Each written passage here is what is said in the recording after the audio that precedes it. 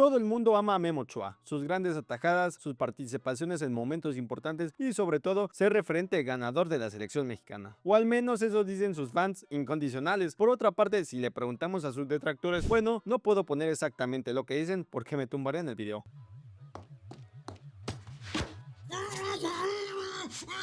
Pero te dirán algo así como que es un viejo limitado, producto de Televisa y que nunca fue bueno. Dos posiciones muy divididas, lo amas o lo odias. Es algo que, si bien no es nuevo, en los últimos meses se ha encendido todavía más debido a todo el show mediático que hubo con su posible llamado a la selección. Que sí tenía que ir por el simple hecho de ser disque una leyenda del fútbol mexicano, mientras que otros decían que ya no estaba para eso, y que si lo llevaban era por solo la mafia de Televisa. Pero ¿por qué pasa esto? ¿Por qué solo existen dos opiniones cuando se habla de Paco Memo? Y es por eso que en este video vamos a ver este fenómeno y trataremos de darle una explicación de por qué la gente ama o odia a Memo Ochoa. Y sí, ya sabemos que Paco Memo cuida muy bien la portería, pero ¿sabes quién cuida tu computadora? Pues es obvio que NordVPN. Ah, ¿qué dijeron? Bueno, no, todavía no nos patrocinan, pero mientras tanto, dale like y hypea el video, por favor. Así que ahora sí, empecemos. Para entender de dónde viene el odio hacia Ochoa tenemos que remontarnos a sus orígenes, porque creo que ahí está el meollo del asunto. Como todos sabemos, Memo inició su carrera en el equipo más odiado de México, según sus propios fans, el Club América. Ochoa debutó con las Águilas en 2004, donde tuvo grandes actuaciones que lo llegaron a ganarse la titularidad y un título. Pero además de ganar eso, también se ganó el corazón de los fans. La cosa es que, como ya dijimos, el Club América probablemente es el equipo más odiado del fútbol mexicano, y cuando naces futbolísticamente ahí, no importa qué tan bueno seas, bueno, tampoco importa que seas malo, automáticamente cargas con el estigma de ser del América. ¿Y por qué tanto odio? Bueno, creo que para eso podríamos tener un video totalmente completo, pero bueno, unos dicen que son por soberbios, otros porque supuestamente compran árbitros y otros por Televisa, algo que ha hecho que cargaran con ese estigma de repudio, y eso también lo trasladan a los jugadores, sobre todo cuando eres de casa, porque sí, podemos decir que parte del odio que tiene Paco Memo nace de ese punto, pero también está el otro lado. El América es uno de los equipos más grandes del continente, con mucha hinchada en todo el país, bueno, solo cuando ganan, pero esa es una de las razones por las que Memo tiene tantos fans, porque si tienes el respaldo de la afición del Club América, tienes casi medio país de tu lado, pero también una bomba mediática en tus hombros. Como sabemos, el dueño del Club América es Televisa, y repito una vez más, tendríamos material para un video completamente sobre ellos, pero en el terreno futbolístico siempre se le ha acusado de usar el poder mediático que tienen para darle un impulso a sus jugadores, porque si me dieran una moneda por cada petardo que infló Televisa, tendría mínimo para pagarle la fianza al profe Ibáñez. El nuevo Messi mexicano. Esta es la segunda semana que muestras al nuevo Messi mexicano. ¿Cuántas veces no hemos escuchado a los trabajadores de Televisa inflar a más no poder a un caón que hizo un regate y me lo quieren vender como el nuevo Messi? Si hasta un jugador como el Mozumbito lo llegaron a inflar. No creo que esa burbuja pueda crecer más. ¡Tonterías!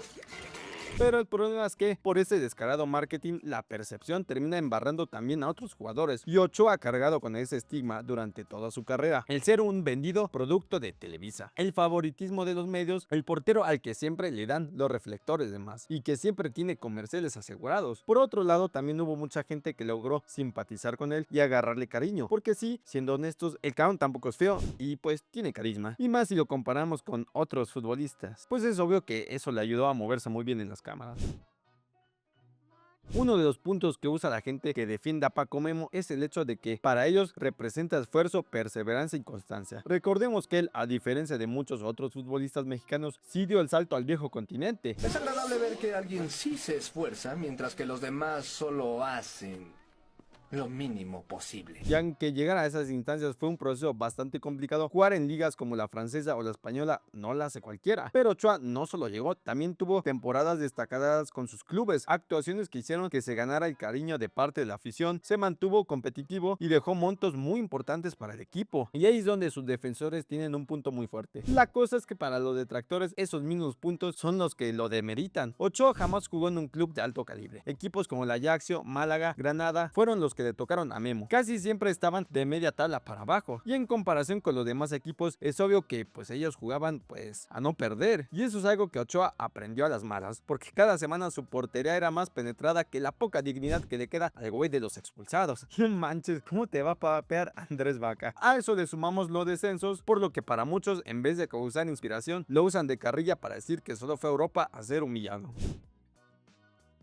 Aquí la verdad es que estamos en un punto donde muchos tienen la realidad bien alterada, porque si bien al inicio del video dije que no existía un punto medio con Ochoa, ahora me voy a contradecir como David Faitelson, y es que para mí ni es tan malo como dicen sus detractores, pero jamás tuvo el nivel que me lo quieren vender. Ochoa siempre fue un portero mediano, en equipos de medio pelo, militando en una selección de medio nivel futbolístico. Por lo tanto, su carrera para mí pues es mediana, porque si Ochoa fuera tan malo como lo dice tu tío el rancio, que todavía le sigue exigiendo terrenos a tu abuela, entonces jamás hubiera llegado a ser prospecto durante tantos años. Además de que en su recorrido por Europa logró grandes reconocimientos, como aparecer en el 11 ideal de su liga, ser premiado por la afición y ser uno de los principales artífices de grandes atajadas con sus clubes, que ayudaban a ganar partidos o evitar goleadas o salvarse del descenso, donde además amasaba récords de atajadas, por lo que Ochoa pues sí tenía nivel. Pero también está su contraparte, y es que como dije en un punto anterior, los fans de Paco Memo argumentaban que no es que no tuviera oferta de otros equipos, la cosa es que siempre hubo un pretexto para no llevárselo, y si bien en parte es verdad, recordemos el tema del Clenbuterol o el Napoli o lo del Fulham, pero ese argumento se tambalea con la siguiente pregunta: ¿de quién se ve mejor el brazo, el tuyo o el mío? ¿quién sabe más de fútbol? ¿Los periodistas, los fans o los scouts de equipos grandes? Porque quiero pensar que los clubes de élite tienen gente muy competente viendo sus posibles fichajes, y entonces me quieren decir que esos scouters jamás vieron a Ochoa y dijeron, no, es que es buenísimo, pero solo por ese detalle no los vamos a llevar. Por Dios, qué gran idea, ¿cómo no se me había ocurrido? Si de verdad hubiera sido tan bueno como muchos decían, esos problemas no habrían sido suficientes para detener la llegada a un club grande, incluyendo el tema del pasaporte. Y la realidad es que esos equipos seguramente vieron tanto sus fortalezas como sus debilidades. Y sí, Ochoa tiene grandes reflejos, es capaz de sacar atajadas, pero también cargaba con limitaciones técnicas que en la élite son cruciales. Y entonces dirán, oye, pero es que cada semana se aventaba paradones y era la clave para que no descendieran. Pues sí, cada semana Memo era de lo más destacado de su equipo. Tenía grandes atajadas y estadísticas altas en cuanto a paradas, pero también hay que darle contexto para que te la tragues sin pretexto. Y es que si te llegan 20 veces por partido, por simple estadística, mínimo unas cuantas vas a terminar atajando. Por eso se le acusaba a Memo de tener pues números inflados, porque sí atajaba mucho, pero también le disparaban muchísimo. Y aunque no se le quita el mérito a sus mejores partidos, tampoco podemos ignorar que bajo ese contexto las estadísticas sí pues no se ven muy bien. Además tenía limitaciones que jamás corrigió del todo y que con el tiempo lo volvieron un portero con pocas cartas en la baraja.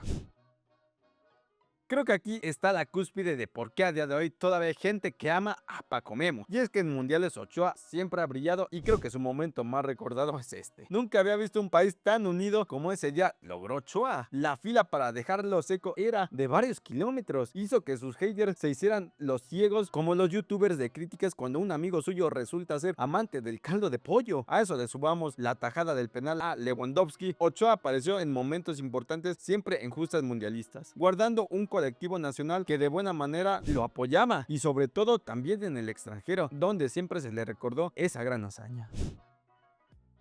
Como mencionamos, Ochoa siempre será querido y recordado por los mundiales. Pero ¿qué hay entre esos intervalos? Como sabemos, la selección mexicana históricamente es una selección perdedora. Y en los últimos años hemos tenido varios fracasos en los que terminan embarrados los futbolistas, los Chicharo, los Layún, los HH y sobre todo, pues Memo Ochoa. Porque él estuvo ahí, estuvo en el ridículo del último haitiano que había, estuvo en el ridículo del 7-0 contra Chile, estuvo en el fracaso del mundial pasado y así una tras otra. Y sí, también estuvo en el 2014, pero al final esas atajadas sirvieron para... Entonces con los años todos esos cúmulos de fracaso fueron pesando, y más si tomamos en cuenta que muchos jugadores se fueron, pero Ochoa pues sigue ahí y se volvió la cara constante de los fracasos y blanco principal de las críticas y burlas. Y ojo, no todo es culpa, será muy tonto culparlo a él de todo, pero como digo, ya se fueron los Chícharos, los Herrera y pues Paco Memo sigue ahí.